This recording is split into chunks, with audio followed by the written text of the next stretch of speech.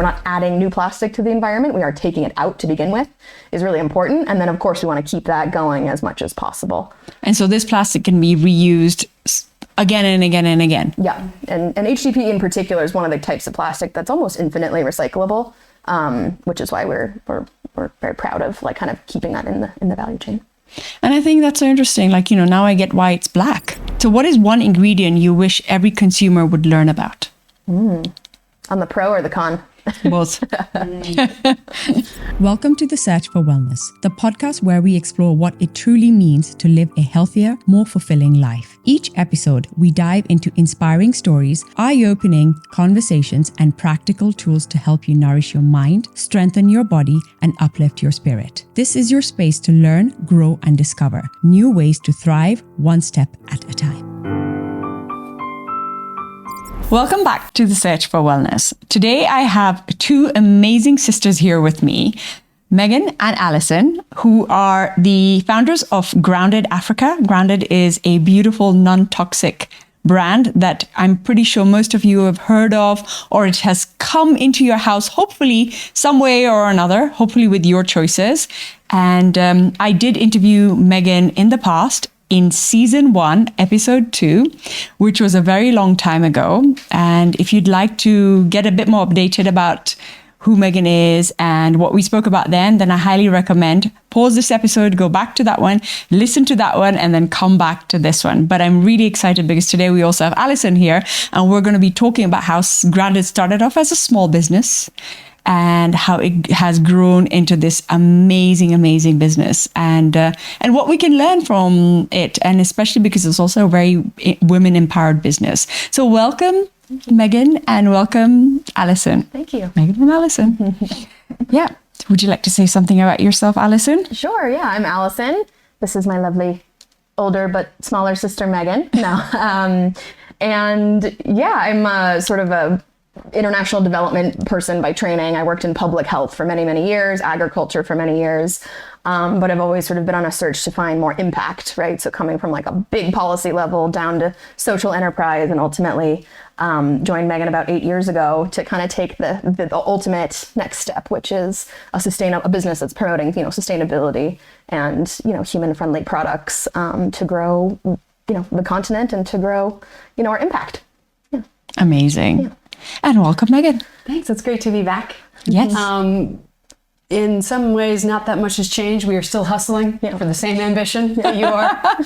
How do we put out things that are better for humans, better for the environment, and how do we build a financially sustainable business as well, so we can keep doing what we're doing? So we're happy to report we've had some nice couple years of growth, and but the mission is the same. The ambition is the same, and so we're happy to chat through that. Amazing. And how old is Grounded? So I started making soap in my SQ at the end of 2016. So like all good Nairobi businesses, started in the SQ.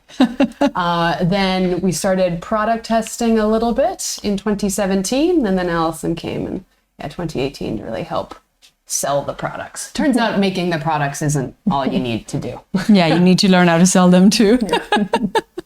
So you're the person who's the creator, and you're the one who helps sell the products, right? Yeah. I remember when at the studio, when we were in the first studio, Burn Body, we were selling a few of your products over there, Grounded products over there. At that point, I remember there were trial and errors. I think the packaging was different. You had the white. And then you had the clear. Ugly. It was ugly. Yeah, yes. yeah. Okay. I think Yarden told me that directly. Well, even back then we were using Aquamist plastic bottles, right? So we knew we wanted sustainable or recycled packaging, but we're like, yeah, turns out people don't want to pay that price for something in a reused water bottle. and now you're at a point where you have this amazing new brand, that you branched out into, which is a bit more high end, and in the glass bottles with all the beautiful scents and fragrances that are not artificial at all, never. which I have to step on especially. And it's just amazing. It's amazing that I have physically seen your journey also grow, because I remember the first product, I remember the middle bit, and now I see how beautiful it is also. So honestly, highly commendable to you guys for making such a beautiful brand and for it being part of this community, Kenya, and the environment and the environmental impact. Before we go into a little bit more about Grounded, I want the viewers to get to know you guys a little bit more. So what is Megan and Alison like at home? Yeah, no, I am a pet parent. I've been in Nairobi about 12 or 13 years, and have just a really vibrant like friend community across other people who are doing entrepreneurship or other different types of impact businesses. I like to chill, you know. I think the mental burden of being an entrepreneur is high, right? The decision fatigue and all these things. And so, you know, walks in Karura or, you know, silly reality TV, and things like that. But no, love the Nairobi food scene and cooking generally. And yeah, creating a nice community that feels like family in Nairobi. Yeah. Nice. Me, I am a mom of 2, and I'm the wife of another entrepreneur. So life is never boring. We're always in the rigmaroles of, let's say, kid drama or kid activities or KRA drama or It's some drama. yeah, there's always like, it's never boring. It's never boring. But outside of work, I mean, I do practice yoga regularly. That's my release, but also a commitment to myself. And I have a fantastic little yoga community here on the south side of Waiyaki. I know, very far from here. But and then similarly, just really like the Kenyan music scene, the restaurant scene, and really, I'm an urbanite. So I just love experiencing what Nairobi is constantly bringing our way. And does your family life and your work life evolve together, or does it evolve separately? How does it work? Do you guys end up going to like family dinners and like start talking work, then you're like told off? Yeah, I mean, well, obviously our work life melds. We see each other every day. You know, for me, I'm like so thankful to be an auntie to her, you know, their beautiful children. We're 4 sisters altogether. So the other 2, we've always been kind of the visiting auntie, you know. We don't see them that often because they live in America. So it's really helpful, I think, grounding presence when you have little ones around who are, you know, pushing you to do activities or charades or, you know, scavenger hunts and such. That helps to really separate the work and life.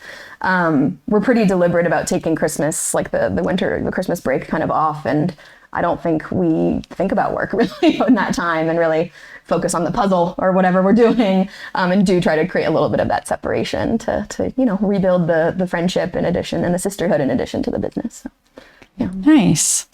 So why Grounded? Like where did the name come from? Where did the inspiration come from?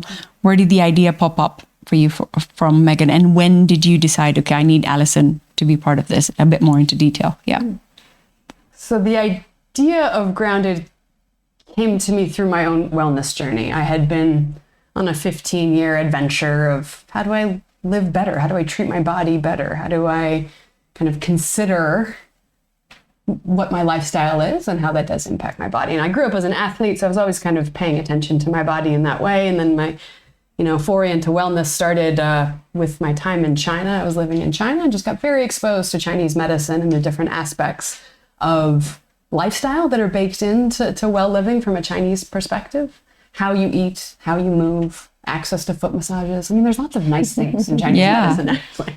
So I eased into Chinese medicine with my time in China, complemented with the study of yoga.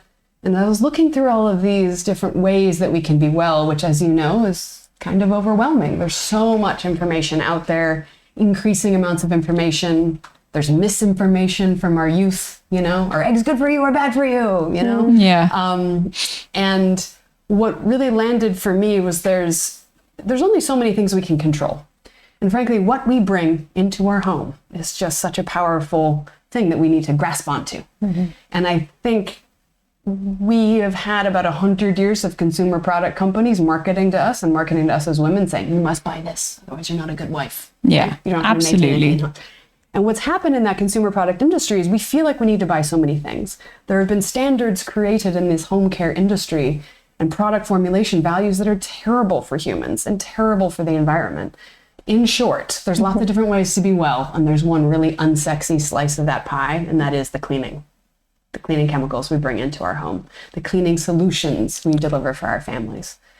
So I wasn't going to go into organic food or organic beauty. I was like, okay, I think there's something really interesting here. No one else is talking about non-toxic cleaning in Kenya, and I think we should be the first. So that was it. I was like, oh no, I have an idea, and I think it's a good one, and I think we need it. And then started formulation. And formulation for us was experimentation. And it was experimentation around what is like one product that could do everything. And that's really where we started. In my user testing, I realized people don't really want one product. It's too much of a change from having 20 products to clean your house to one product. We're like, whoa, I need more guidance. I need to make, this needs to be easier, Megan. So I'm like, I think I need someone to help me on the commercial side of things, of how do we bring this concept to market, and how do we find our early adopters like yourself? Yeah. How do we create a product array that makes it easy for people to switch to a better alternative? And then how do we create a brand that does justice to the thing that's inside the bottle? And so our product formulation values have been the same since day one. We've just been improving our ability to communicate that to people and to make people feel nice about that choice of switching to something that's better. I also feel like the awareness is a bit more now. I feel like people are becoming consciously aware of what they are bringing into their households. And I know that we've spoken about this in the past, how people say, oh, but grounded products are a lot more expensive than the toxic ones. And, you know, from a price point, people go into a shop and they look and they're like, oh, no. I mean, they don't realize in the long run that money that you're trying to save, those 5 or 6 shillings that you're saving, or the 20 or maybe 30 shillings that you're saving, you're going to put that in your hospital bill in the future. Sorry to say, but that's the fact. And maybe you should look at it a bit more in the long run. What is really helping you? And I think the other thing I remember you told me was the amount of washes you get from it are far more than what you will get, and people are not relating to that either, right? It's like, I will get 20 more washes out of this detergent as opposed to the normal one that was 20 or 30 shillings cheaper. I don't know if you want to add to that. Yeah, no, I mean, I like the long-term view in a consumer mindset for the today, especially with economic dynamics. There's like a trend that we're seeing, which is like, it's called spaving, which is an unsexy word, but spending to save.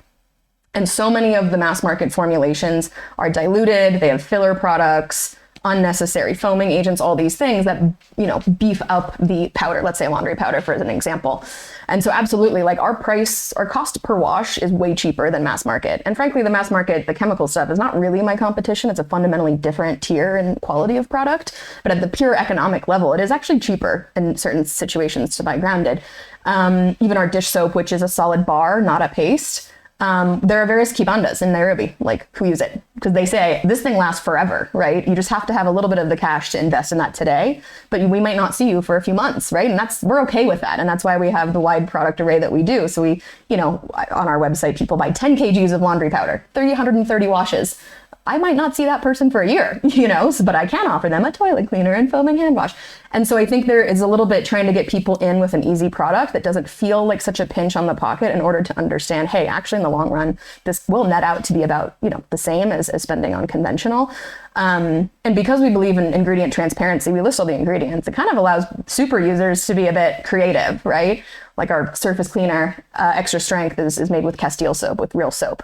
So I use that for, you know, lazy dishes. You spray your dishes. It could be a dishwasher. Oh. Megan uses it as lazy toilet cleaner. Spray it in your toilet. You know, so some of these things also, you don't need to buy all of the range. You know, we do have a couple of really powerful multi-purpose products. But no, of course, like competing at the shelf can be a stark, like, whoa, from just like a, you know, the total price. But yeah, really try to get people in and then show them actually this will last you a long time. Yeah, and the understanding. And also the other thing that I find most people don't understand is the environmental impact of using these toxic chemicals and what is it doing? Where is it going? Yeah. It's still coming back into your water filter and into your water system again.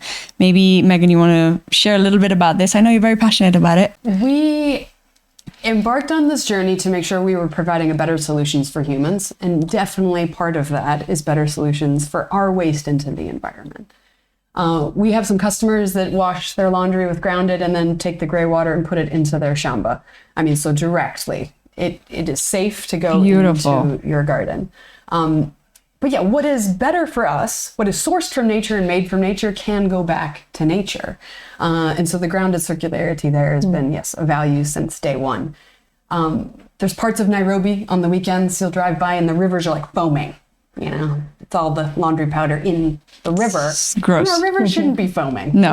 Right? So even if we had 100% wastewater treatment in our city, we would still see some of these chemicals making it through into the water table. But because we don't have as much treatment, it's extra burden on our environment because all of those disinfecting chemicals and scent chemicals and colors are going into our water and our soil. And that's just part of what we have to reckon with as Kenya is how we're going to protect our soil because it's so important to us and kind of the future of the whole world.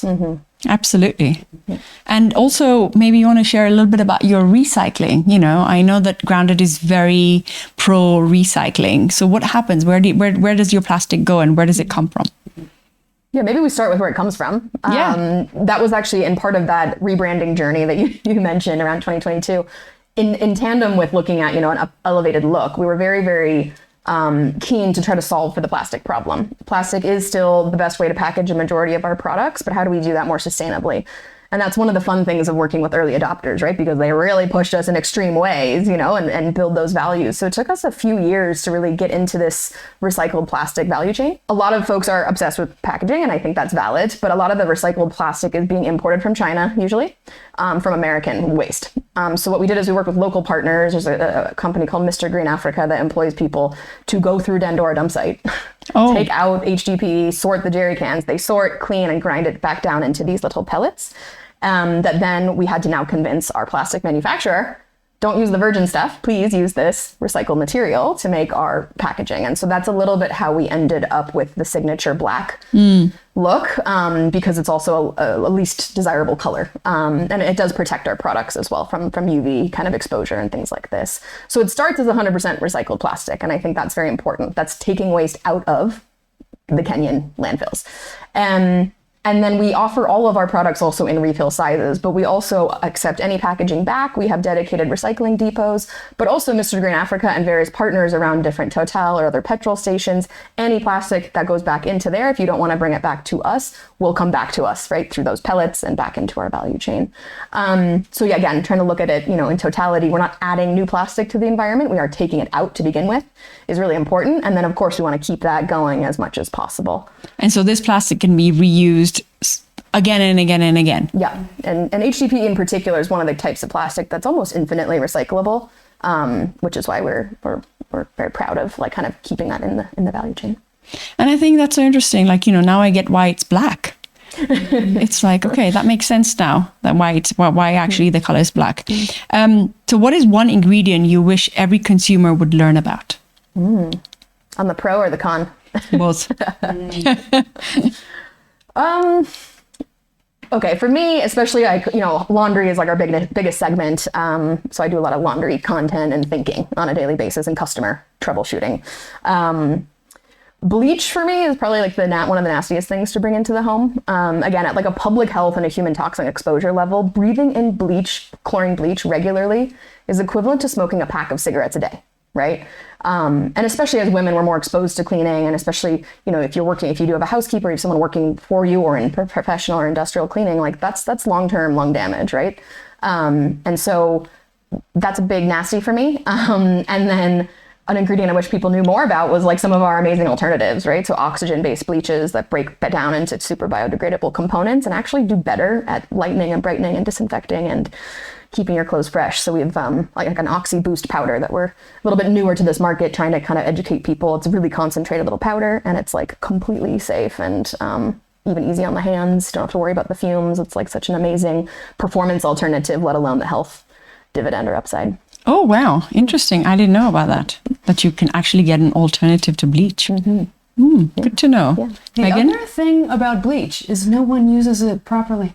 If you read the label of how long it's supposed to be on contact with the surface to do what you think it's doing For disinfecting, yeah. for disinfecting, what is it, 5 minutes? I think it's 6 to 12, yeah. No one does that, right? Everyone just slathers it around. Oh, it smells done, right? So it's done. Oh, gosh. So even that loop of what is it?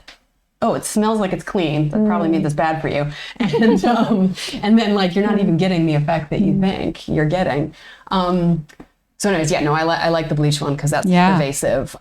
For me, there's something, and this is just a bit nerdy, but it's like how much petroleum has worked its way into everything. And I think that's, for me, such an interesting and fundamental across all of our product values and what we want for our consumers is to start to look at, oh, if this is sourced from a lab, right? But like what went into the lab? And there's so often it's all a petroleum byproduct. So SLS, SLES, these kinds of foaming agents that are like very, very common in powder and liquid formulations, those are all coming from petroleum. And so what my new mission is to get people to just recognize the word petroleum when it comes up. Because even right now, how many people love Vaseline? I know. It's literally petroleum jelly. It's in the name. It's in the name. It's not all Petrol. over your lips. And it's like, I don't know. I think we need to think about it, you know? And what is common maybe is not what is good for us. And so everyone needs to have a reckoning around that. But I just kind of have hope for this word of like petroleum being a little bit of like a, should I be slathering that on my body? On the upside, on the pros side, I think we're also on a mission to talk about what is soap. And there are a lot of soap-like things out there. We call the pink goo is kind of our nemesis in this arena, right? There's many now. There's pink, there's red, there's green. Some sparkle. I always remember you Some more sparkle. Yeah. when I see them. And there's a lot of soap-like things. And what we do at Grounded is we are going back to basics and saying, what is soap really? And soap served humanity for thousands and thousands of years as a hygienic solution. And we just went off the rails on chemical innovation around petroleum derivatives and lost sight of what is natural. So Castile soap or soap. When Grounded says soap, it's real soap. It's sourced from nature, not from petroleum. Wow. You know what's interesting about petrol and petroleum is it is the byproduct of when the fuel is created to be put into your car. There is this lump goo that comes out, and they didn't know what to do with this lump goo. And they were like, what should we do with it? They're like, oh, it's really soft and it's really nice. Oh, yes, let's package it and sell it as like a moisturizer, as a Vaseline. So you can lather it all over your children, all over you, and all over your lips. Yeah, lovely. Isn't that absolutely lovely? But I think we're all working towards what are these ways, that we can be communicating about what our vision is for the world, right? And there's just sometimes you'll just be able to articulate it, so it changes people's minds a little bit. So I brought up the petroleum jelly thing now because that's my new thing for the year. That's my new attempt. Yeah. Of just like, have a think about that. Think about it again. You know? Do you really want to put petroleum on your lips? But also like in providing on what's the alternative, right? Because it's like otherwise you just feel like, oh, I can't do that, and that. Megan doesn't like that. No, but we, there are, especially in Africa, we have like amazing, we have shea, we have coconut. I mean, we have so many amazing, actually, with African provenance that are alternatives that are accessible here. So yeah, there's an alternative for you. There's an alternative. And the alternative is probably what your granny used to use. Right? Yeah, exactly. I did actually want to come back to an earlier question of yours, if that's okay. Yeah, of course. The origin of Grounded as a word and as a concept and as our brand. Our last name is Root. Literally Grounded. And yes, exactly. So we thought about root as part of the name, but then what's really the feeling, right, is grounded at the root, grounded and coming out of the earth. So for us, it is everything about connection to earth, and it has a little bit of a play on our last name. But we find that this idea for our brand, this concept, what grounded evokes, is exactly what we want people to feel when they're using our products. And so we've been really happy that, I guess, the perception of the word grounded has evolved over our time. Because when we first started in Kenya, people thought we were like peanut butter, like ground nuts. Nuts grounded. Powders, yeah. But now I think, yes, there's definitely a lot more awareness of what is this feeling of grounded. that can be evoked, through the word grounded, through the root imagery, and through all the plants and all the beautiful botanics that we put into the products. Wow. Amazing. So from like when you started, when I was selling grounded at Bird Body, and now, take us through your business journey. What has happened? Where you started and where you evolved to now? Yeah. Don't tell me the future yet. Just tell me. Yeah. Well, it's always with an eye to the future. But no, some days it's like, get to the next step. And we can always know exactly what that next step is for the most part, or we've learned it by doing. So yeah, I think personally during COVID, for example, we had to reconfigure. Actually, sales went up because everyone was scared and looking at cleaning, etc. We had like a lean team kind of keeping production going. I personally was doing all the order fulfillment out of my house, so really kind of understanding the customer journey. But we also took that time to rebrand. And so that was kind of part of that journey that we launched around 2022. And then even trying to commercialize it, right? Pitching it to supermarkets. We just had, you have to hear a million no's before you hear a yes. But we were trying to solve for some of the feedback, which was like, yeah, this doesn't look nice enough to go into my supermarket. So we're like, okay, let's regroup. We'll fix the packaging supply chain that I mentioned. Yeah.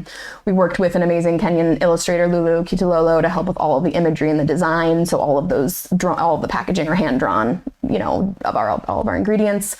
And then really it was like building out the capacity of the factory as well, right? So we moved out of the SQ right before COVID, right? And then around 2022, we kind of were almost too big for that spot. We launched, in Carrefour. So you just had to get into like a couple of these big guys to give you legitimacy to open up the next, opportunity.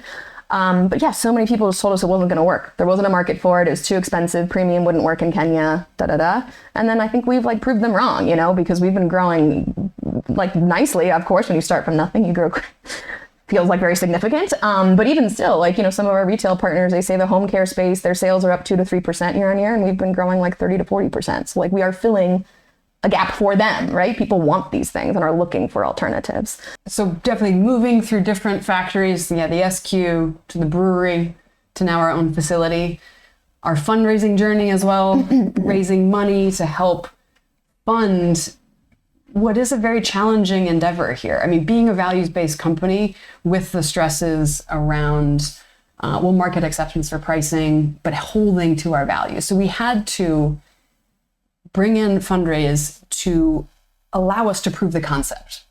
And that's where we're kind of at the end of, let's say, a 5-year since fundraise. We're really reaching this point of those investments resulted in increasing customer base, increasing customer loyalty, increasing distribution around Kenya, and then also the region.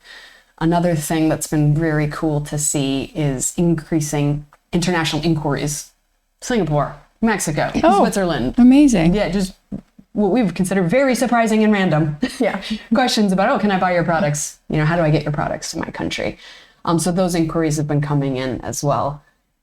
On our product side, we've just continued to develop products because we really do think that we can offer something in almost every consumer product category. And this looks like people say, hey, I want pet shampoo. We're like, okay, we'll make pet shampoo. People say, I want some of my dishwasher because there's a growing use of dishwashers in Nairobi. Okay, we'll make dishwasher tablets. We are happy to report we're the only local manufacturer of dishwasher tablets. Anything else you see on the shelves is made internationally and imported. And I had to fight about an 18-month battle for us to be able to be the local producer of that.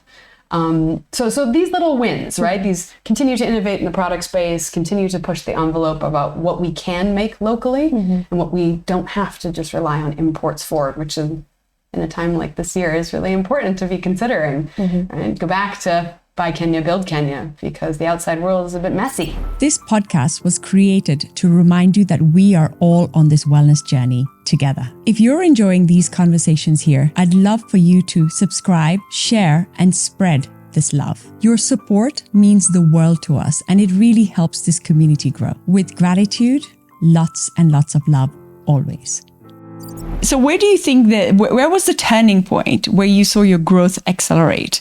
From going from that small business to saying, okay, no, we're no more a small business. We can consider ourselves a big business now. We like to joke we're the biggest of the smalls, right? Yes. Because we're not, big, international, multinational kind of corporation level. Not yet. Not yet. You said not to talk about the future yet. Yes. So I don't know, turning point. Yeah, it's probably the 2022, 2023 mark, right? Of like the rebrand, the relaunch, the distribution partnerships, trying to figure out marketing, right? Because again, in this wellness space, like we're having to do a lot of consumer education as well. Like people have never heard or thought that a cleaning product might be bad for them. So really, and we have a lot to say, right? I mean, you have a lot to say, right? So it's like, okay, no, in marketing, like consumers, they don't have much time for you, right? So we kind of, we just like make it look nice and make it look worth the price. And then what's like the 1 to 2 levels extra that we can kind of try to hone in on, like what's going to work, to convert people and start to try. So yeah, I think cracking the marketing, the right kinds of partnerships, the right kind of brand positioning has been also a journey that I think has helped pay off. Direct sales, like our website sales, great. Supermarkets, amazing partners, B2B partners, but just really trying to get the product out there. And, word of mouth is like the most important thing, I think, for converting folks. And so that's why, for example, like the foaming hand wash, you go to a bar or, a restaurant like Coltiva or the Beer District, and you're like, oh, that smells nice. And, just kind of trying to invest more in those experiential opportunities, I think has helped us to scale. And then in the region, we're growing as well. So we're in Rwanda, Uganda to a little extent, and then Tanzania is growing like really, really quickly for us. So it's really great to see that, down there, for example, they were importing from Italy some of their products for eco camps, lodges in particular, or from South Africa. And we're like, hello, we are technically together in the EAC. Like how do we try to at least like increase distribution, because we're still filling such a gap even in the region and frankly the world. So yeah. And what about you've launched a more high-end line that obviously I've been introduced to and I love it. So but I don't see that on the shelves. Like I can't go and buy it in the shops and stuff. So how does that one work? Yeah. So the personal care line, frankly, we were pushed by a lot of our B2B partners. So a lot of the hotels and lodges that we supply were saying, hey, we really wish we could not only buy the home care side, or, the cleaning side, but more personal care. So it was sort of like exclusively for B2B, for hospitality. And then there was enough interest and demand. So we rebranded it, launched a few new scents last year. But frankly, a lot of these decisions, they take retailers a very long time. So things are conversations 9 months later, come on, are you going to do it? It's now in Healthy You, some of the range. So that's like finally up there, Green Spoon as well. And then our website has the full range. But it was sort of, it's in those responding to commercial opportunities versus what individual consumers are kind of asking you for. And then what's the timeline to like, okay, got to get it out there, Yeah. But it is sulfate free, and so that's like speaking to certain consumers and is a slightly different alternative. Still no synthetic, fragrances, just really nice smells. But no, I mean, we're still ultimately very passionate about home care. It's like 70% of the business. It is still that niche. There's a lot of other great brands in the personal care space made locally. So like, are we a complementary voice versus like it being the focus? Yeah. And where do you see, like, compared to where you were before and where you are now, what does success look like to you guys now? Does this look like success? Yes. No, being an entrepreneur is a roller coaster. Yeah. Absolutely. And I think we were talking about the mid-year moment is really interesting too, because you guys always start the year and we're like, we're going to crush this, we're going to do that. And then mid-year is reckoning. Like, are we on track? Yeah. And I think that part of being an entrepreneur is learning how to handle the roller coaster of how you feel about the business and look at the realities of the business. There's so many things that are going so positively for us right now. There are areas that we need to improve on. And the future looks like bringing Grounded to a different part of the world. And we were happy to be embarking on that next. What we've developed in the solution for Kenya has a unique place to play elsewhere in the world. And because we are sourcing from farms, not from labs, that message of true, non-toxic, natural, good for humans, that message resonates on every continent. So we're now just going through the steps of trying to figure out how to bring it outside. But Ireland, UK is our first target market. I'm still looking very much at South Africa as well. But that looks like, driving more business through our factory, more business down to our farms, more job creation here, and continuing to rise, continuing to raise the profile of Kenyan products and Kenyan manufacturing. And I'm so excited for that. Honestly, it's so amazing. And especially because, you're two sisters and it's a women-run business. Talk us through why I keep saying it's a women-run business, please. Which is funny when you speak to men, some of them are like, why do you have to say that? And we're like, well, You don't have to buy it then. No. I mean, no.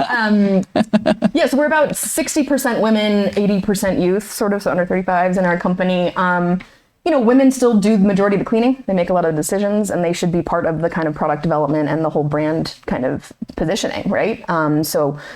We have a great team of, and we have female chemical engineers. So there aren't that many engineers generally in Kenya, let alone female. So building and encouraging more women in STEM, right? There is a career for you in this. Some absolute badasses. Yeah. Like our commercial director. I mean, she's come up through merchandising all the way through the retail chain. She has such an incredible sense of how to drive commercial success. And everyone respects her, the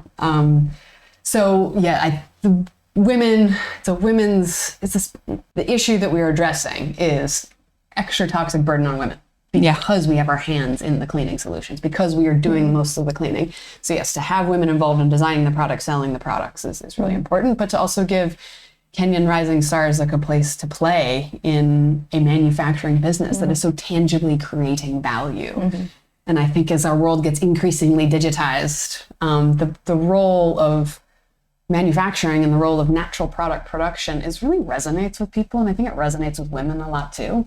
It's just like, oh yeah, that started as a plant. And now look at this beautiful thing we're selling out there that people are using in their homes that is adding value to people's lives. It's all something that we as women can feel very happy about. No, absolutely. Also, just to say, like, a lot of the decision makers that we interact with in a commercial sense are men, right? And I won't name who, but there's a retail pitch that we did, and one of the buyers is a whole panel of men, right? Evaluating these cleaning products, and one of them picked up like a surface cleaner, and he was just like, and he unscrewed the tip till it fell off, and then tried to spray it, and it just like dribbled out, and I was just like, have you never sprayed a spray bottle? It was just one of these interesting moments of like, okay, no, I think we're onto something here. I still have to convince you, but I'm pretty sure if a woman were in this room, she would have been familiar maybe with the spray bottle. It's an interesting evolution in bringing the female kind of aspect and perspective to some of these commercial decision makers. So. And I get that. I totally get that. It makes so much sense because, you're trying to introduce something into the world that is like, essentially run by men. But they don't know how to clean. So why are they even trying to understand cleaning products in the first place? And I don't think they understand enough of the impacts on health. You talk to cleaning professionals in Kenya, and everyone's got the story of, oh, I don't use that one because it made my fingernails fall out, or I don't use that one because it made my skin flake off. And so the health impacts, the direct health impacts of these products on women and cleaners is so known by women. Right. And I just don't think that men are as aware of those impacts, that they still do have impacts. Of course. There is still chemical impacts on men. It's just they're the next to discover, I think, what the environmental toxin thing is doing to the male body. And I think we see that in infertility. The rise of various lifestyle diseases since we've started Grounded, and I'm sure you've seen this as well, but Kenya has gone from an infectious disease country to a lifestyle disease country. And what that means is we have more and more deaths due to diseases we kind of give ourselves, right? It is diabetes and cancers and heart disease and eczema and allergies and then infertility is also in this cloud of increasing health concerns here. And one of the biggest concerns is babies are being born with these allergies all of a sudden, eczema and you name it. And why is that happening? Again, it's like you said, your baby's crawling on the floor, you're spraying that floor with bleach, and who's inhaling it the most? Who's actually getting, and their body's still developing. It's still tiny. So it's a sad truth, but it's a truth that people need to know. What is one misconception do you think people have in the world about African businesses? What implies that they have any perception that there are businesses in Africa, but I don't know. What do you think? No, I think that's it. I think that's the number one thing. Does Africa have value-add products? We know Africa because they have incredible coffee plants and coffee and minerals that are being put into solar panels and phones, etc. And safaris. And safari, right? And it's a tourist destination. So I think, yes, definitely what we've loved about our experience in this part of the world is seeing the city and in the countries develop with a variety of businesses and not the old time businesses that were just kind of taking the most valuable things and selling them abroad. And what we're so passionate about is, adding value here. So I think we are known, right, as a continent for having quality ingredients, quality raw materials, connection to nature. We're known for all of those things. The next step is for brands to start telling that story outside the continent. And especially brands that are validated by the local situation. I mean, Grounded was designed for Kenya. We just happen to now have a thing that we can bring elsewhere. But really, that way of, I'm going to say it again, buy Kenya, build Kenya. I mean, what we're building here and what we're investing in and what has like the legitimacy from the local consumer base is really what we need to feel. I think the more we're investing in buying local, the more we're going to develop our business landscape to get the respect outside the continent. I was up in Europe recently trying to figure out this Grounded play, and I gotta say it was really important for me to go and meet people in person. I think the whole Nigerian prince email scam has really made other people's Cold perception emails, of emails from Africa pretty bad. So there was kind of a question of, okay, you're a real business. This is a real thing. You're not African. There was a whole bunch of things that were needing to be navigated in our journey abroad. And yes, we can be some pioneers in that a little bit because we are not Kenyan. We don't look Kenyan. And what we think next is having more of those Kenyan homegrown brands with Kenyan entrepreneurs out there as well. Yeah. And I love that. I love that you guys bring that awareness, not only to Kenya, but also internationally and all around. If you were not doing what you guys are doing today, Grounded cleaning products, what do you think you would be doing? Every now and then you're just like, could I be a stay-at-home mom? Yeah. Like every now and then I'm like, maybe I would be doing that. I don't think so. No. I think your kids would kick you out of the house. Be like, go do something, mama. I've just had the good fortune of just being involved in so many startups in my time in East Africa. So I think if I was not doing Grounded for a decade, I think I would have been involved in other small entrepreneurial growing businesses, ideally in product. I mean, our experience in building Booch and also 254 Brewing and some of the other social enterprises, I mean, it's really exciting to bring something new. So that I think would have manifested regardless. Grounded, yeah. Or it still is manifesting. I'm still helping people like brainstorm new products around the place. I like that. Never done it. I don't know. I've always been sort of an entrepreneur, if that makes sense. So like innovating new things within existing organizations or companies. And so that's always been a little bit my passion. So like, moving out to the entrepreneurial side, I think had I not had the push and the opportunity to join, Megan caught me like as I was at a sabbatical. So like a turning point in my own kind of career thinking of what I wanted to do next. So if I didn't do it, I don't know, I'd still probably be, knocking on Kev's door doing lobbying, which is what I was doing before, right? Like some of government policy kind of meta stuff that just takes so long. That was not very satisfying to me in my career. So getting further or closer to things that are kind of more within your control, but probably, something on more of an innovation side within maybe an existing. Interesting. As an entrepreneur, it is very nice to think about going and being a part of a bigger company. Cool, you don't have to worry about payroll exactly. And there's just some things, that exactly. It's so nice to be an employee again. Or not dream about work or solve problems while you're sleeping. Yeah. But then, the joy you get from doing what you feel like is your purpose, right? Do you feel like Grounded is your purpose and you have that I'm so excited I get to go to work feeling, right? You're making a change in the world, which is so amazing. And there are some days that are better than others, of course, but I have been personally surprised at like the depth of my enthusiasm for this. Yeah. And it really is, you go through some challenging times, and again, whatever about what we can control in our business, there's so many external factors that really like spin you out. I've just been surprised at the resiliency we've been able to manage considering some of the challenges that are ahead of us. But that is, because we believe in what we're doing. We know that we are both caring for our customer, caring for our team, caring for the environment. We're caring for all of those things. And we have a financial viability path ahead of us. Yeah. It's working. It's working. Sometimes in the day, you're like, I don't know, I'm going to get, this sorted. But like on on the total, it's just definitely working, and we're so proud of it. So now imagine somebody listening to this right now who's thinking about starting a business, a small business, or has already started a small business from their house in their garage like you did, and is thinking, oh, what message would you give them right now? Like, what would you tell them? Let's assume it's a product-based business. We'll go with that. But Yes. I think there's something so cool about starting a product-based business because you can play with tangible things, test them with real people, and keep churning on that. And you don't have to do that. You don't have to quit your day job to do that. It's an incredible way to actually do a side hustle until you feel like you've got a product market fit.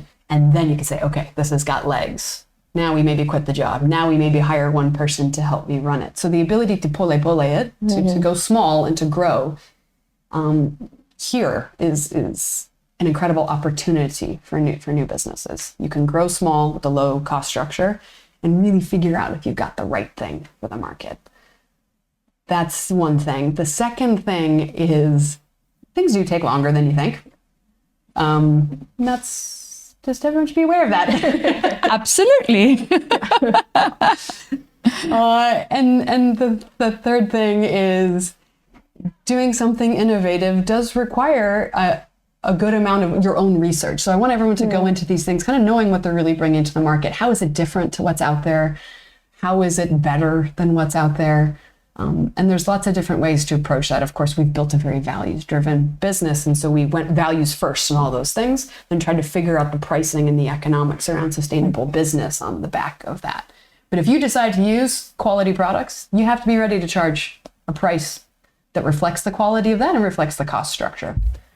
Just to say that there is so much you can learn by going slowly, that crawl to walk to run, right? That builds strength in the business. And you can do that slowly. And you don't have to overcommit too much money in the beginning. Maybe also just maybe like trying to think ahead. Like what is your vision? Do you want this to be a sustainable business? Do you want to, raise investment? Do you want to exit? Like those are very overwhelming questions, I think, at the very beginning. But the more you're kind of like, what does success look like? Or I just want to like have this side hustle and have some income off of it.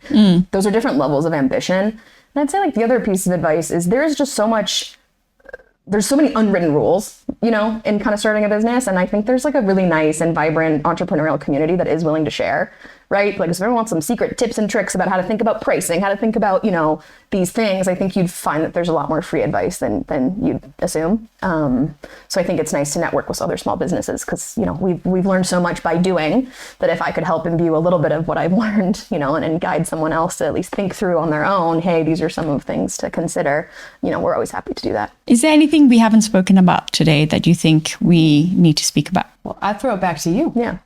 Since you're such an early customer of ours, Yeah. how have you seen just the space develop, and how do you think that kind of Grounded can keep contributing to the wellness journey of the region?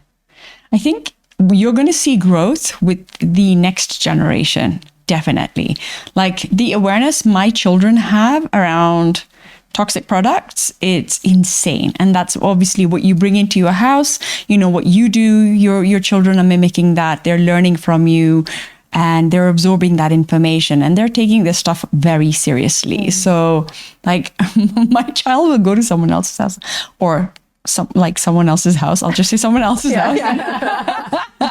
And not naming names. And be like, Mommy, the goo was green this time. I'm like, okay.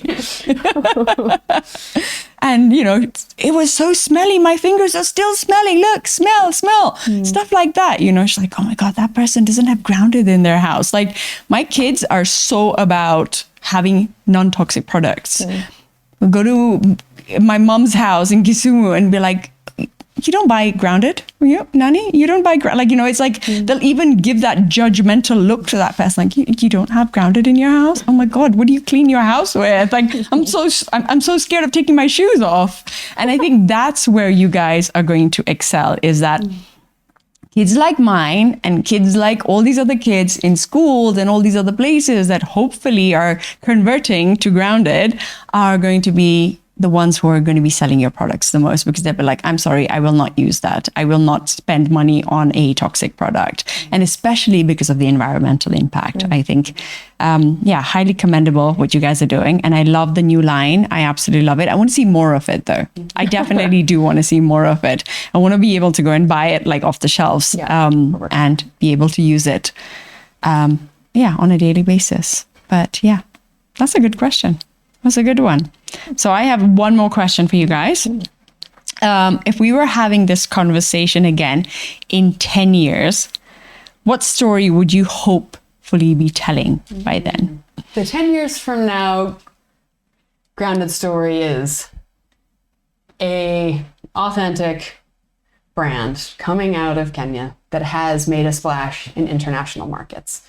It made a splash in international markets to the point that our innovation and our product quality has been recognized through an acquisition. And I just think that is something, it's so businessy, it's maybe kind of boring or whatever, but it's a really interesting reflection of value creation.